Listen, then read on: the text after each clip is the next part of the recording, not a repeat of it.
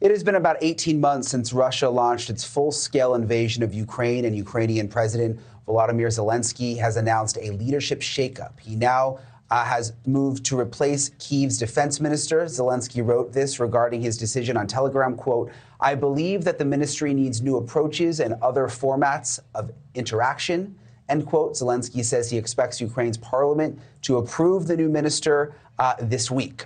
Also making headlines in Ukraine, a Russian drone strike damaged a grain exporting port in the southern Odessa region. During the attack, Ukraine's Air Force says it shot down some of the Iranian-made drones.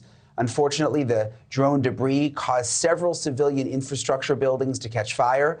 Police said there were no casualties. The attack happened just hours before talks between Russian President Vladimir Putin and Turkish leader were slated to begin. The Turkish leader tried to persuade Putin to revive an agreement that allowed Ukraine to export grain from the 3 Black Sea ports. However, Putin says the deal will not be restored until the West meets its obligations to facilitate Russian agricultural exports. A deal is critical for the global food supply. Ukrainian literary scholar and lecturer Mariia Shuvalova joins us now to talk more about this, the civilian impact on the ongoing war. Mariia, thank you for being with us. First of all, what do you make of the shakeup here with the Minister of Defense? Is that something that was expected? Thank you for having me.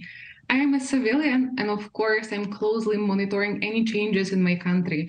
Reznikov was pretty decent person and did a lot of job, but indeed there was certain questions, and in general, civilians are positive. But with a new minister who has great reputation, because despite war is also a chance for us to advance in all spheres, and now it's very important not just to do a good job inside the country, but do this job brilliantly in order to be strong and ensure our existence in future. So we have a lot of hopes and a lot of work to do.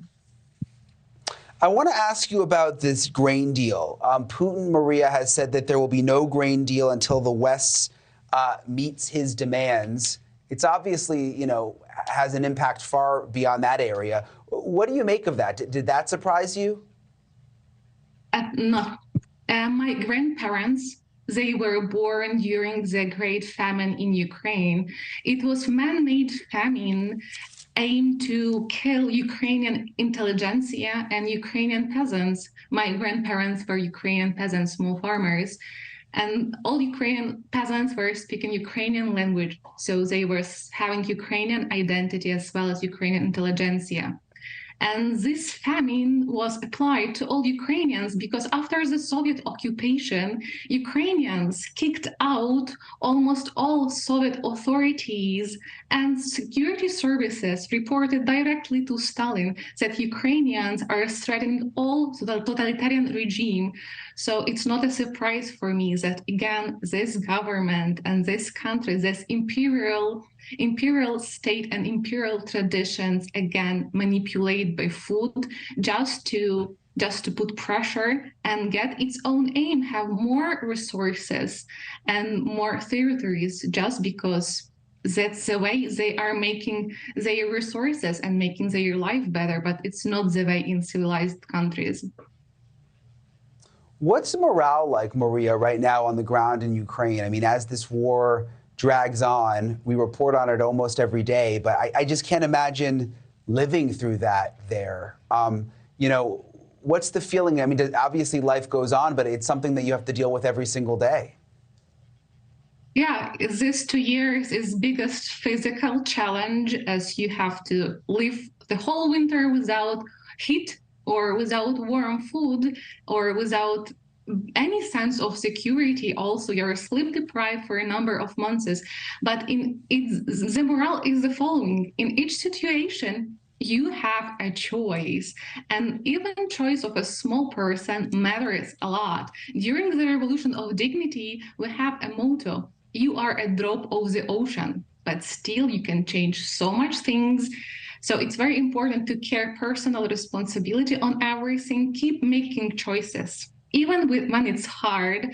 And also you cannot be weak, because if you show the weakness, you will be occupied, and you won't have a chance to be yourself and comfortable life with electricity, with water. It's not the same as well-being, democracy, and prosperity. Thank you for watching. Go to newsnationnow.com to find NewsNation on your television provider. And don't forget to click the red subscribe button below to get more of NewsNation's fact-driven, unbiased coverage.